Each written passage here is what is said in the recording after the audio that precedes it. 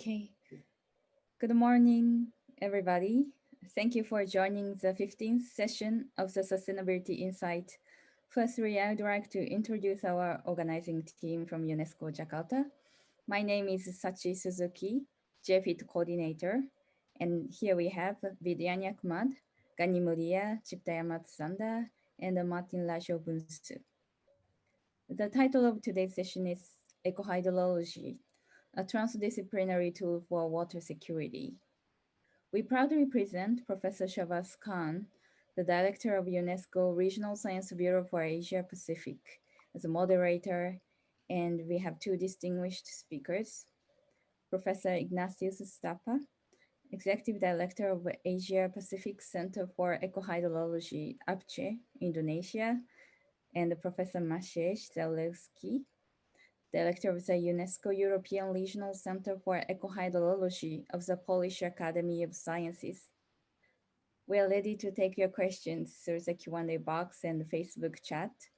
If you wish to receive the certificate, please don't forget to fill the attendance form, which we are going to share during the session. Professor Shahbaz Khan, the floor is yours.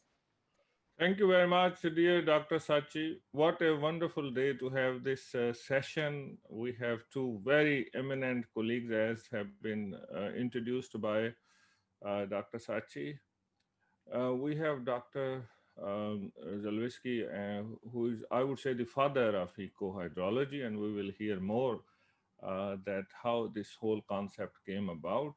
And of course, Dr. Ignasius, who is leading the efforts in Asia Pacific. So let's first begin at the global level, understanding this concept of ecohydrology. How did it come through? How it has evolved over a period of time? I personally know Professor Zalewski for almost more than 13 years and always have learned a lot from him in terms of the approach. So Professor Zalewski, most welcome to our sustainability insight. We want your insight. How did this whole concept came through, and how did you come into this area with your background, and how it is evolving over a period of time? Professor Zalewski. First of all, thank you very much for inviting me for this very inspiring webinar. Sorry, and I think I'm very glad to be involved in UNESCO program, which is generating opportunity for all brainstorming, and most what I have done is just on the background of just this international cooperation. Presently, I think that the genesis of ecohydrology is already started a very long time ago. The Brundtland report of Rome, when he's indicate the limits of growth, rise consciousness already that we have to somehow take care about the planet and about the resources, and Malthusian theory can be dangerous in certain moment. And that's why I choose the study biology, environmental science. However, and during the study, I was lucky to learn ecology from the perspective ecological bioenergetics. In this moment in Warsaw, team was preparing handbook IBP, published by Oxford.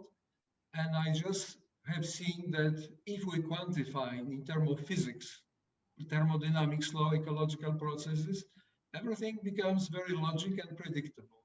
And that was probably one of the elements why the putting together hydrological, ecological processes was easy for me.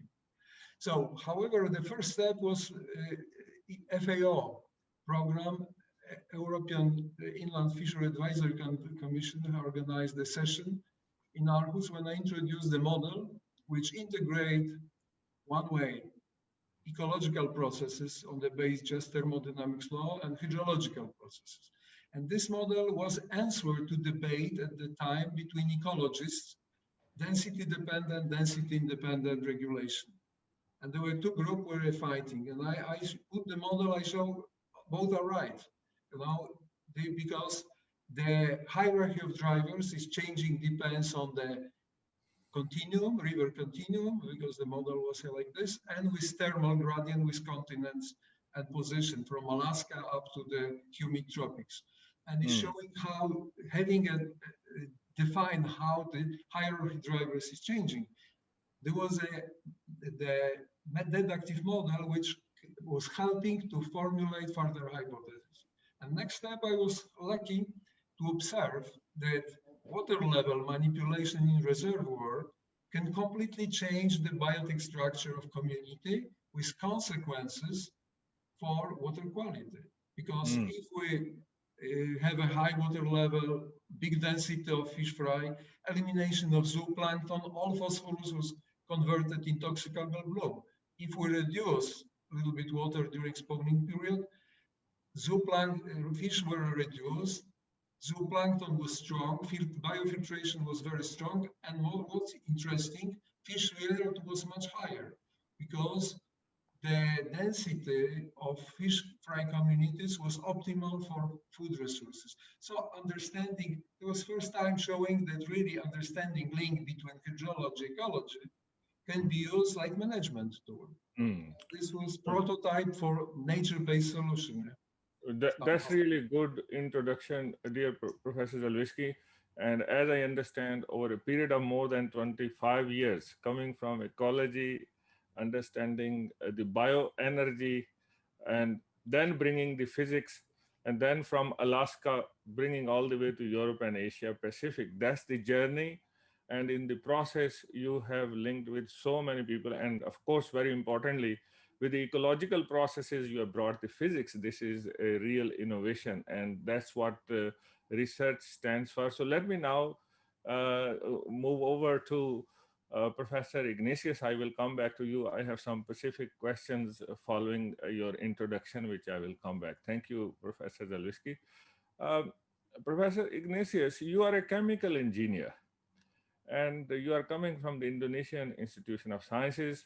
Now you are the executive director of a center which is about ecohydrology in the region. And of course, Professor Zalewski started the center in ecohydrology long time before. And the center, which is in Cibinong in Indonesia, is inspired by a lot of thoughts and ideas which came through International Hydrological Program. Can you please give me your take on this interdisciplinary, transdisciplinary approach, and how you have entered into ecohydrology and how your center is doing? Yes, thank you, Pak Shahbaz. Yeah, firstly, I would like to thank UNESCO Jakarta to invite me to this important meeting. Of course, to Professor Zalewski, that we call the father of ecohydrology too. Yeah. So, yes, our center tried to contextualize ecohydrology in Asia Pacific region. Of course, almost 20 years ago, the initiative of the center already started by Professor Yahunusa at that time, by introducing the concept how to implement the concept of ecohydrology mentioned already by Professor Zalewski in Asia Pacific region. At that time, of course, still not officially as a center under auspices of UNESCO, but by having support coming from different center, different institution, of course, UNESCO Jakarta office. Finally, this initiative of the center endorsed by General Conference of UNESCO in 2009, and the signature between UNESCO and Indonesian government through LIPI signed in 2011. That's why we start operationally as a Category 2 Center of UNESCO from 2011 at that time. And we try to identify the big problem in our region, in fact, because as mentioned by Professor Zalewski, we have many problems related to water resources, even in our country, related to pollution, landslide, and floods, and etc. And as you mentioned, Professor Khan, that basically I am a chemical engineer by training. But I understand that at the end of the day, we should use all of our science to solve the problem in the world, because we cannot just use one aspect of science, because by using different aspect of science, even we in our center we also include the perspective of culture, not just of hydrology, ecology, or appropriate technology, as mentioned already by Professor Jose. There is also important aspect that we should include. Like local wisdom, local knowledge that could be included to accelerate how we solve the problem of water resources in even our region or in Indonesia. Thank you, Pak. Thank you. So basically, now we can establish that ecohydrology is a transdisciplinary approach which is helping solve the big challenges we are facing related to water and the greater environment. And there are a number of very good examples. And Ignasius, you have also very interestingly brought in the dimension of culture and also, of course, religion, the water which is used in wudu. Exactly. How can we actually recycle and bring it back to the highest level of water quality? So there is a reuse aspect as well. So we will come back to those examples in a moment. Thank you very much for your introduction. And of course, chemical engineers are most welcome into ecohydrology. Coming back now to Professor Zalewski. Professor, you gave a very interesting example that by manipulating the levels of water in the reservoir, the fish stock respond. And of course, the ideas with zooplankton and all what you have done over a period of time, and your center under UNESCO and now your chair as well, you bring many students to come and visit those projects. There are many interesting projects you have done. Can you give us a couple of examples where ecohydrology has made a difference in terms of the lives of people? Yeah, I think that probably I have to be a little bit imprudent, but we had a finally step-by-step demo site which we developed, UNESCO demo site for ecohydrology. We are developing on the basis Life Plus project of European Commission. And we step-by-step upgrade the scale, and finally we came already to the upper part of the old catchment. Near my city, which we had 3 reservoirs situated in the forest, which unfortunately, due to increasing impact, were blooming with toxic algal bloom all year, eliminating the most important recreational area for almost 1 million people. Wow. And we use all experience gained in different our experiments during cooperation with colleagues from Indonesia, from Africa, from South America, Europe, and we put together like a systemic approach. First of all, of course, they have done diagnosis. Diagnosis showed the fluxes of the so-called external load were generating blooms. Internal load was less important. And we build up different sequential biofiltration system, different type of buffering zone, and so on. And this system for 5 years already is not blooming. People are using, and 2 years ago we get the prize Best of the Best Life Plus European Commission. Congratulations. Professor, just to put in context, where is Uj? Of course, it's in Poland, but can you please give us an idea how big is the population as well? It's exactly in the middle of country, 100 kilometers west from Warsaw, and the 3rd city in Poland. So there's 1 million people. Very, very beautiful city, and that's where your center is. So there was a problem of algal blooms, and you bring the knowledge to help establish a process by which the natural solutions can be put from the upper catchment all the way through into the city. So that's a very interesting example. And if anybody would like to come and see, they are welcome to contact you. So please continue. I just wanted to make sure colleagues understand where is Uch. And it's not a small city. 1 million population is a large city. And it can, eco-hydrology can solve those problems. And I've personally visited your city, and I can see the benefits of your approach. Please continue with your examples, Professor. One most important aspect that before the city was dredging reservoir every year, spending, let's say, €500,000, and all projects cost €500,000 and is fixed for at least for 5 years now. And I presume they will be much longer if properly conserved all the installation which we built. So we can say eco-hydrology provide a low-cost advanced solution which built of integrated science, because engineering was also a partner for us, and always I am saying the eco-hydrology is engineering harmony, because we very often we have to harmonize with hydroengineering solution, build a hybrid systems, and in this moment they really let's say operate for optimally. But most important, that paradigm is evolutionary ecosystem. It means we are first looking how ecosystem is functioning, how water flow cycle is functioning, how carbon, phosphorus cycling, and from this we are putting solution and employing, of course, also engineering and hybrid systems. So that's very interesting. That's approach.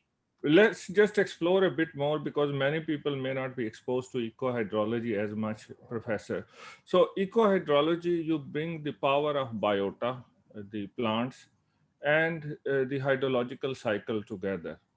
By regulating them together, by making sure that the plants are right at the right place and they are growing in the right way, we can use the power of biota and the power of water to reduce pollutants, but also you can reduce challenges like floods. Is that right, Professor Zalewski, that you are using? But I think that we're not only using like a tool, for example, plants, phytotechnologies, but also we use more sophisticated game like feedbacks understanding between different elements of biota. For example, we had a problem with the microbial loop in Sulev Reservoir, which means that there was phosphatase activity was increasing phosphorus level despite external load was reduced. And we discover, for example, that by manipulating water level, we can switch feedback between enzyme phosphatase, which are supplying toxical load and maintaining, and we can reduce it. So that's, I would say always the eco-hydrology is based on understanding the process from molecular up to the catchment scale. And also not only using as a tool some component ecosystem, but also understanding of all the feedbacks at different levels from molecular up to the eutrophic cascade. No, that's good. And basically it's a systems approach where you're looking into the whole catchment, not just a solution in only a specific location. Before I go to Ignasius, with your 1 million population, city of Uch, where you have successfully demonstrated, and there are many other demonstration sites in eco-hydrology, including in Indonesia and in Malaysia and other countries. Professor, my question to you is, if we want to take eco-hydrology approach to another country, let's say country such as Timor-Leste, which is a small country, or if we have to take it to a country like Pakistan, which is very big, what would be the practical steps we need to take so that the approach is followed through in a structured way? Where do we start? Okay, I think we developed during this UNESCO HP program the kind of guideline for action. 3 principles of hydrology. First principle is hydrological, that always is abiotic factors most important, and that's why we have to quantify the processes in the catchment starting from hydrogeomorphology, and next soil distributions, because it's completely different situation if you have a sand or clay, because if it's slope and clay, you have a big vulnerability to flood, landslides, and so on.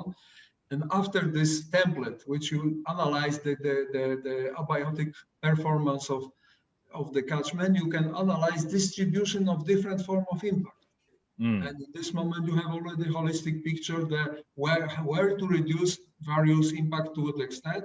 Second principle, ecological, how ecosystems are distributed, and two types of ecosystem. This which need conservation and need protection, like biosphere reserve, and novel ecosystem, which already were changed by man.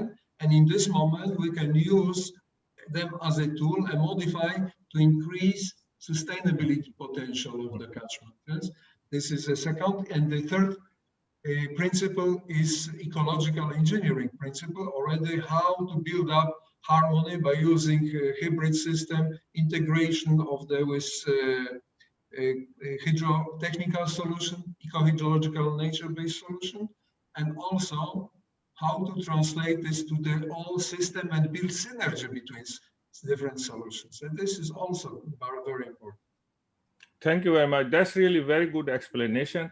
So there are well-established scientific principles and practical guidelines, and we will be discussing with Professor his handbook later on.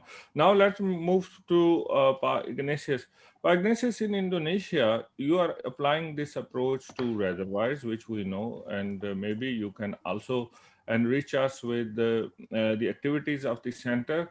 And also, I know that you have a patent in reclamation of waters from the peatlands. So maybe if you can continue giving us some ideas about solutions and how they can apply in a situation where water is so necessary during COVID for all the principles of WASH. Ignasius. Yes, thank you, Prof. Khan. Yes, the good things of eco-hydrology concept is it is possible to keep in balance almost all of things, as already explained by Professor Zalewski very comprehensively. So we can start by identifying the problem, the problem, and we could start by thinking that it is possible to improve the condition, like ecosystem services, something like that, by integrating different aspects of science. It is, for me personally, it's very, very important and interesting thing. That's why we try to apply in the different area. For example, we start to promote eco-hydrology demonstration site in Saguling, in the upper of Saguling Reservoir. Is quite good result, but still we should increase like the scale or something like that. Also, we should introduce more widely to local people, something like that. And we also promote to give like awareness to the stakeholder. The important things are also that this concept is understood by different stakeholder, like local government, local communities, and even scientists. How we can solve the water-related problem, like in Indonesia, in different region, like even in Jakarta, still we have big problem related to floods every year. And in Cibinong, we start to promote to develop eco-hydrology demonstration site in quite small lake, something like that, to support how we can store water coming from upstream, by introducing the concept of hydrology, keep in balance between how we can use water resources, but also we should manage in correct manner. That's why it is important tools to keep in balance between how we can use water resources, but also how we should manage in the correct manner. And in this way, we can promote the term of sustainability in the future. It is important, I think. Thank you, Pak Shahbaz. Yeah. Pak Ignasius, let's take one step further for those colleagues who are not as familiar with our location. So we are talking about the upper catchment of Jakarta city, which is a huge city. From the population point of view, it can be one of the biggest cities in the world, you know, a minimum more than 10 million in the core area. Yeah. So there is a big issue of flooding, as you mentioned. So ecohydrology, you start thinking of the whole catchment approach, like Professor Zalewski has given for the idea for the city, which is Uch city in Poland. So what are the kind of ecohydrology related solutions which we can put in terms of the solutions in the upper catchment? And also with the reservoirs, the sedimentation is a very big issue, and that's an issue for many countries. So what are the kind of interventions in concrete terms which are related to ecohydrology? If you can give one or two examples for our colleagues who are watching us today. Thank you, Pak. Very important question that you mentioned. That's why recently we try to organize to collaborate with different stakeholders coming from Ministry of Environment and Forestry,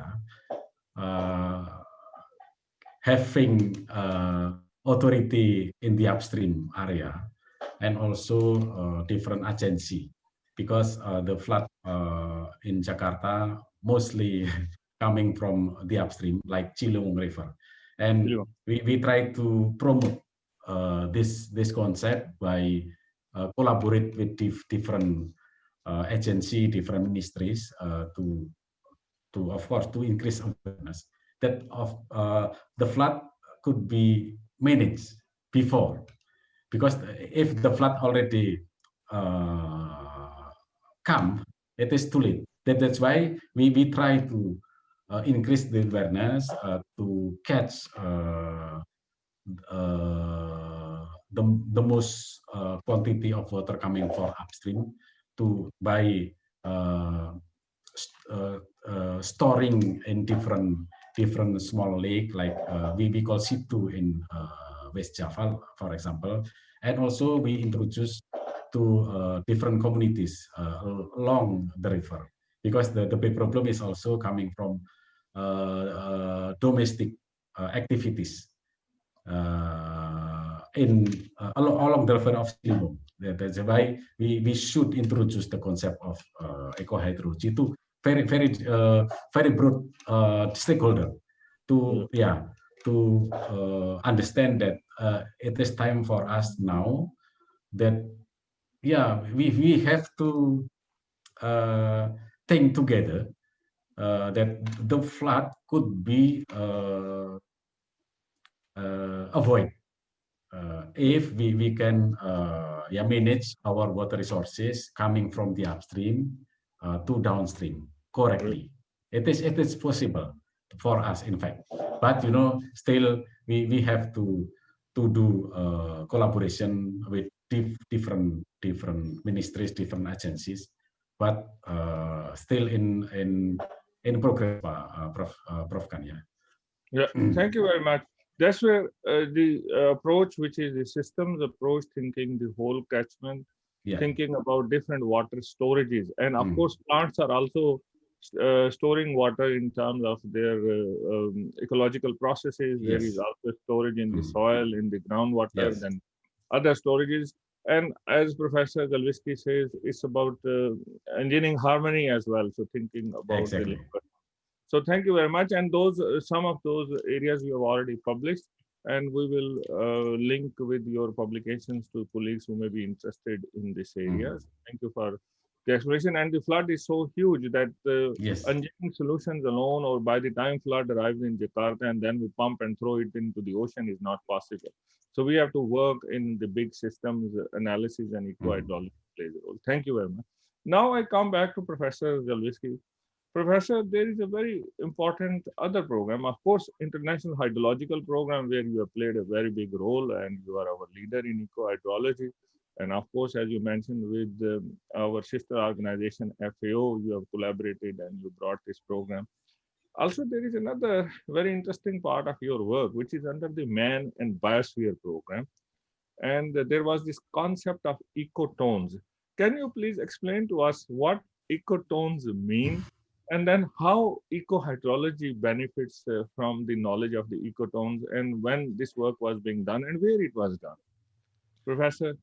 Yeah, thank you very much. The program MAP was very important in the, let's say, developing this kind of problem-solving approach.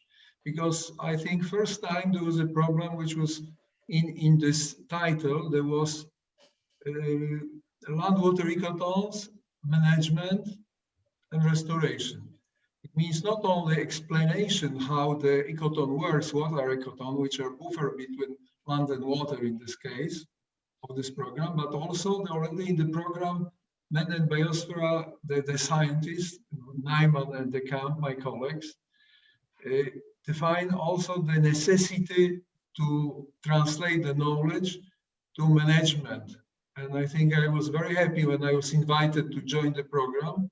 And I proposed to lead the team because all the program was focused on the looking for effect of the land into ecotones and possibility to enhance ecotone, buffering the negative land effects on inland water. And I said, okay, and maybe we may have a look on the how aquatic system is functioning in relation to this ecotone.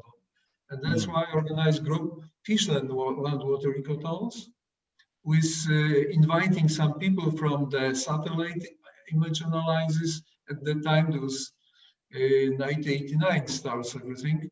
Agricultural economists from Potsdam University, and also many specialists from for example, the city planners and so on.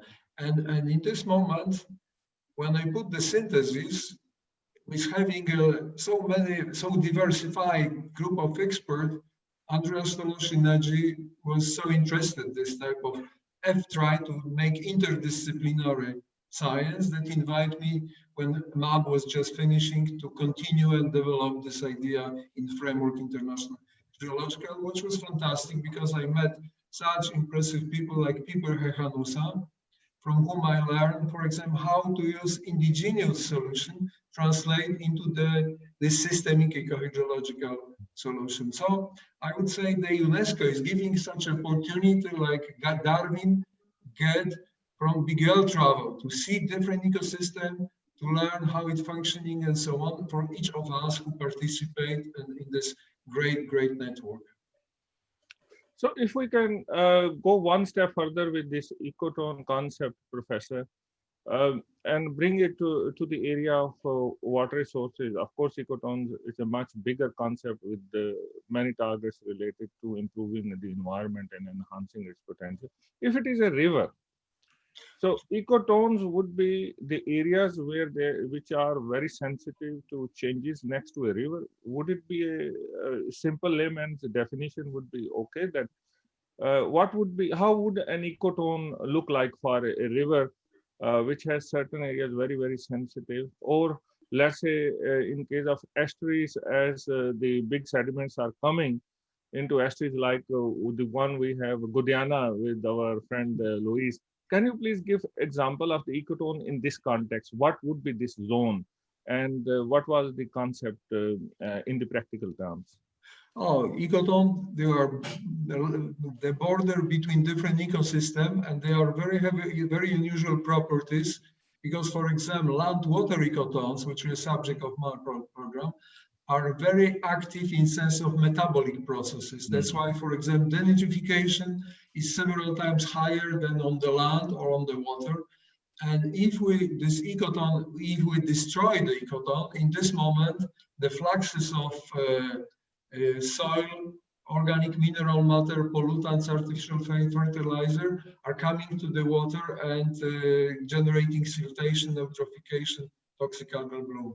That's why this buffering zone are extremely important, and also we can enhance the activity. Like for example, in our project, in our demo site on Pilica River Basin, we amplify the nitrification process in area when we have intensive agriculture by putting nitrification barriers. The nitrification is process which needs organic carbon and anaerobic condition. Anaerobic condition is groundwater is high, and if you do a different form of organic carbon, in this moment, the nitrification is very intense. Additionally, if you have too much phosphorus, we put, for example, using dolomite for increased trapping phosphorus and preventing to transfer. So in this moment, we can make a kind of not only maintain the buffer, but also create the buffer of high efficiency. And this is very important because, for example, in policy, even in policy very advanced like European Commission, there is a clash because European Commission is financing the agriculture activity.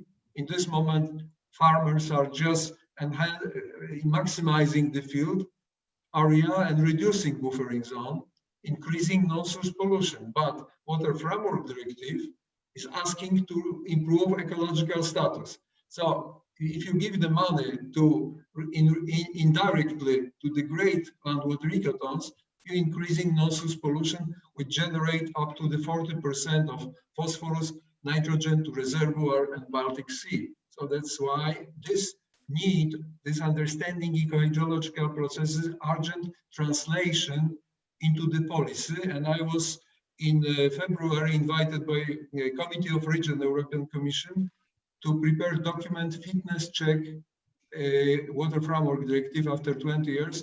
And the one of postulate was, first of all, integrate flood and water management, the policy, because we cannot organize separately a team which is protecting flood, another team is managing the water. It has to be put together, and it's very often like this. Second, integrate agriculture policy with Water Framework Directive and several other. This document is in web page under title Fitness Check Water Framework Directive, and now is in processing in the European Commission.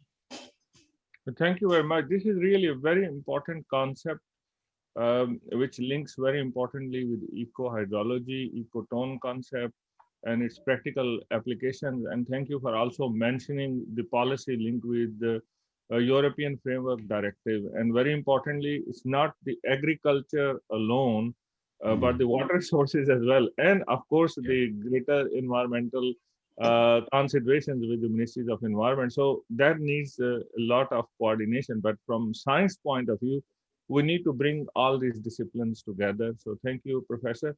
I want to just explore a little bit further on this ecohydrology and IHP, and then we will move to our Professor Ignasius with the regional aspects. Under International Hydrological Program, you have played a very important role. You have linked with people from all over the world. How rewarding it is for a scientist to be proactive and linked with others and form the networks and co-learn. What is your take on these networks and their values, like what we are trying to do under Japan Funds in Trust as well? Professor, your journey and the networks, what is the value of the networks? I presume that the Professor Ignasius is answering your question? Or no, I ask you first at the global level, then we bring it to the regional level. That's I think this is fundamental. Science is just, as we know, that all the evolution theory about Darwin was discovered when he has an opportunity to see different ecosystem, despite before he had a library with all descriptions and he never invented. Only when they really see real, the environmental, they are empirical science. You must to see, and you must also to talk to people who deeply understand. That's why, for example, I appreciate so much the cooperation with Indonesia from the almost beginning of Ecohydrology program, and great interest, colleagues from Malaysia, from Ethiopia, from South America, from Brazil, because, you know, sharing experience and giving a chance to see different ecosystem, there is a inspiration, and especially if we see how the ecohydrology was in permanent evolution, development, and providing better and better solution to real problem, and especially in this area, which up to now is completely neglected or need dramatic finances and no effect. Yeah? Like this elimination of toxic algal blooms.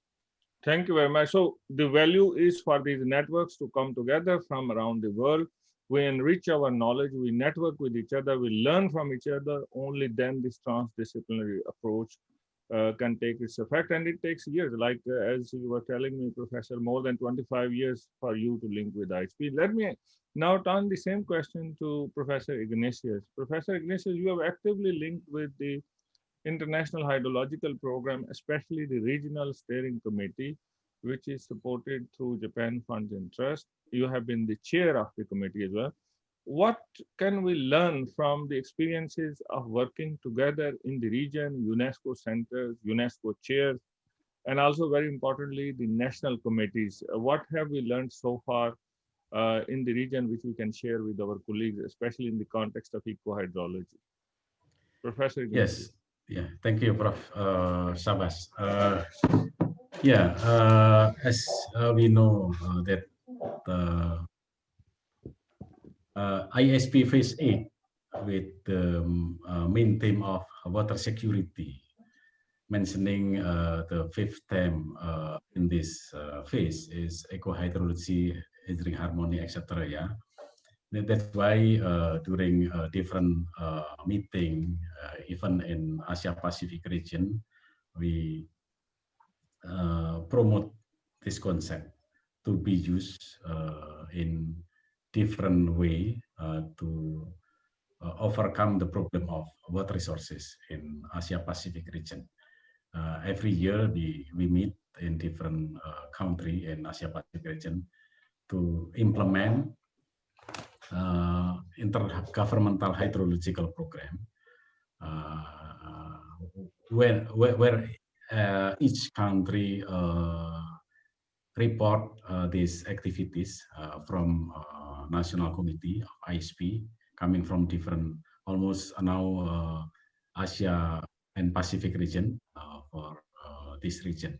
And we have opportunity to share our activities in each country to report how we can solve the problem and share even the tool technology, etc., to maintain ecosystem services, for example, by introducing the concept of ecohydrology.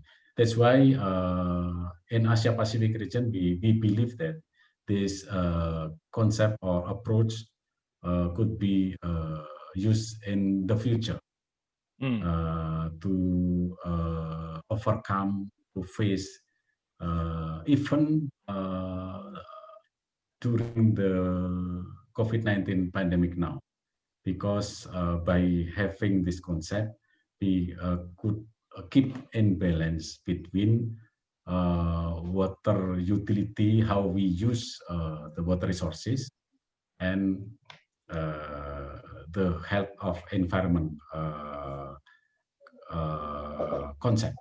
That is why we still keep in mind in Asia Pacific region that we could and we start in collaboration with different, as you mentioned, Prof. Shahbaz, with different water family center in different country to collaborate together to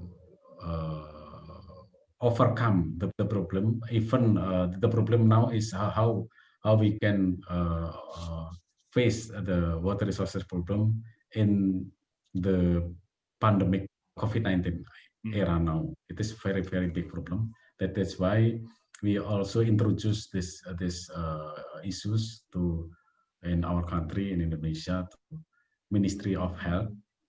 I am now appointed as Vice Chairman of Environmental Health Expert to to make quite a frame how we can manage our water resources to secure water supply, yeah, but also to avoid the impact of COVID-19 pandemic, like even solid waste or water waste, because during this pandemic COVID-19 is very there is quite big change in people behavior. That's why we should take into account this concept to manage our water resources in the future, because we believe that it is quite sustainable manner to manage our water resources in the future. Thank you very much. Thank you. Yes. So there is a very big value of the networks in Asia Pacific, where you have brought this transdisciplinary experience, people working together. And I really like this example which you have given us, and I'm sure our audience will be very keen to learn more. Now you're playing a role with the health ministries, and ecohydrology concept can help people trying to deal with the COVID situation. There are many questions I see which have been asked, and there are many comments in the chat box. So let me come to the final concluding questions to both of you colleagues, and maybe I come to you, Professor Ignasius, after asking this to Professor Maciej. First, where is the frontier, Maciej, in terms of where this ecohydrology concept will go? I learned you have developed a guideline. If you can, the handbook, if you can show us your handbook, I'm sure it would be an inspiration. It's wonderful. We can see it. Which language this handbook is? If any of the colleagues, yeah. So can you please give to? It's still in Poland. In Polish? But you know, with support of Jakarta office, we can translate to English. This Inshallah. is showing how, from theoretical background, from challenges to through the theoretical background, theoretical models, integrate the science, next empirical testing the model, we can develop the nature-based solution, ecohydrological nature-based solution, and examples already existing and working, you know, and finish. So from why this theoretical background is so important, because I believe that every ecosystem, every region of the world has a different hierarchy of drivers and hierarchy of problems, and also cultural heritage.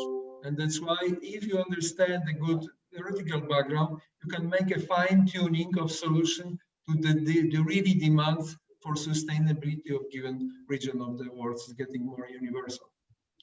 Thank you very much. And where is the frontier now, Professor Zalewski? Where will we go into future if those colleagues who are doing research in the area of water security, water management, and want to pursue ecohydrology, where is the frontier in your view now?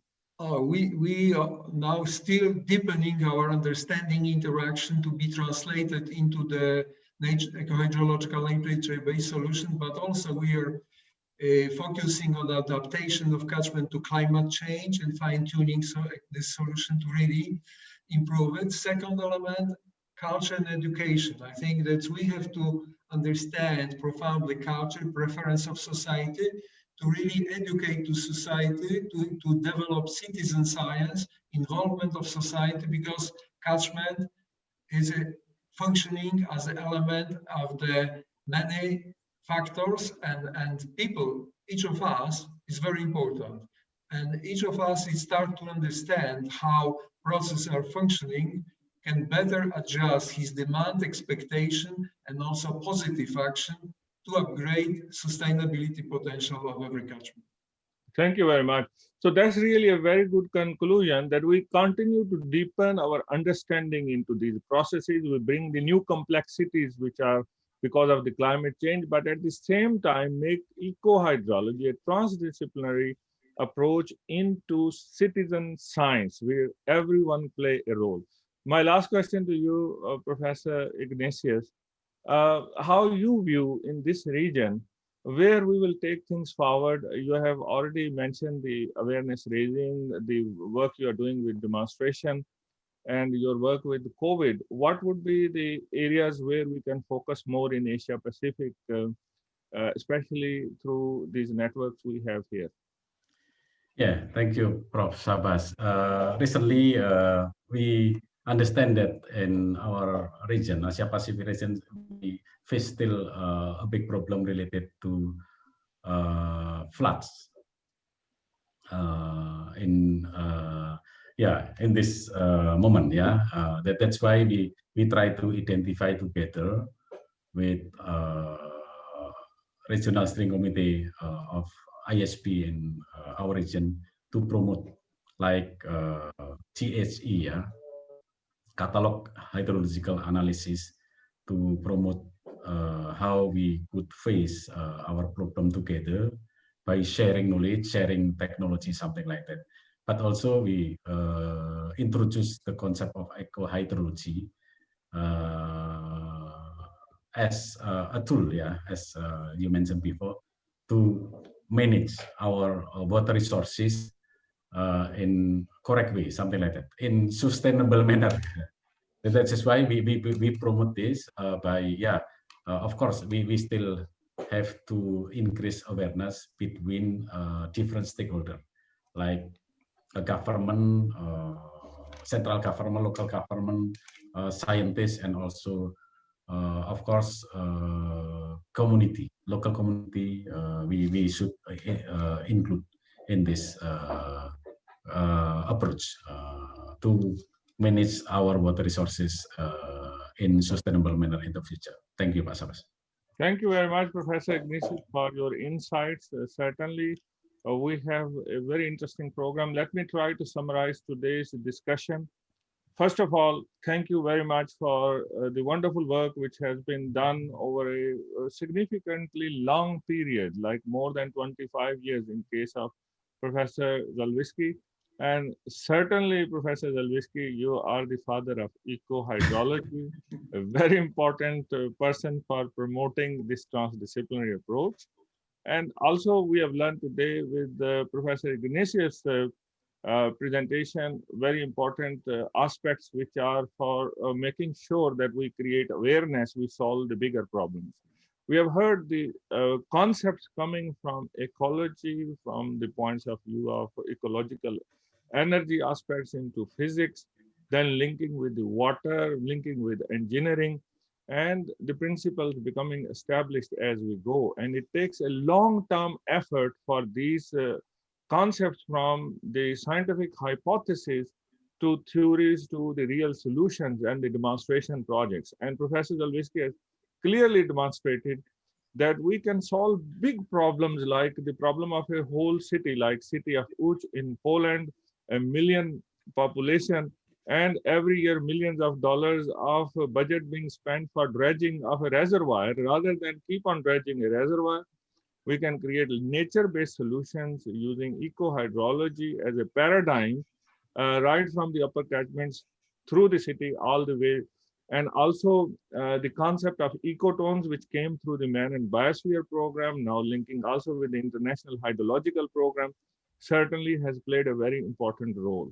The inspiration coming from our center in Poland and Professor Zalewski's Center on Ecohydrology led to developments where Ignasius has clearly given us ideas since 2009 that we have another UNESCO center, which is in Cibinong in Indonesia under the Indonesian Institution of Sciences, giving excellent inputs, and with Professor Ignasius as the executive director. So this is a collaboration which has made it possible that people have continued their journey. Professor Zalewski, coming from the ecological side, now he has a championship of the eco-hydrology with many disciplines working.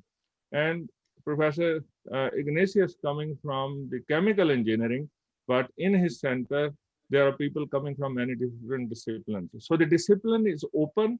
People have to come forward. They need to network.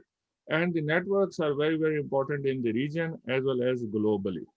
Where the frontier is, we need to continue to deepen our scientific understanding of the processes and how they link with the engineering aspects within our catchments, and especially with the climate change and how it actually impacts on the different aspects of ecohydrology. But at the same time, the awareness must be increased right to all the political levels as well as to the people on ground, so that there is a proper understanding of how the solutions work. If the solutions can work in Poland, they can also work in Indonesia or in Pakistan and other places, but we must contextualize them with the local understanding of the issues and how eco-hydrological processes work. There are many of these demonstration sites which are available now, and we will continue to follow the progress. Professor Zalewski has a handbook which he has generously offered to us, and he has a journal also, by the way, and elsewhere on eco-hydrology. We will be translating the handbook in Polish to English, and English. I also request Professor Ignasius to be in Bahasa Indonesia. And we will answer all your questions as usual. With that, we thank you all. Thank you again, Professor Zalewski, and thank you very much for your wonderful contributions to UNESCO over a very long period of time, and for the leadership of Professor Ignasius as the Executive Director of the Asia Pacific Center for Ecohydrology. We have learned so much today, and we will continue to follow up with both of you. Thank you very much. Have a wonderful day. Over to you, dear Dr. Sachi. Thank you very much. Thank you very much, Prof. Shahbaz. Thank you very much, Professor Shahbaz, Professor Ignasius Sutapa, Professor Maciej Zalewski, and all participants. Next session will be held on Monday, 21st September, Knowledge for Inclusive Policies for Sustainable Development. Please don't forget to fill the attendance list through the link at the chat box and Facebook if you wish to receive the certificate. We keep this form open 1 hour from now. For further information, please visit our Sustainability Insight Facebook and Instagram. We wish you a good day and stay safe, and then see you all next week. Thank you. Thank you. Bye. Thank you so much.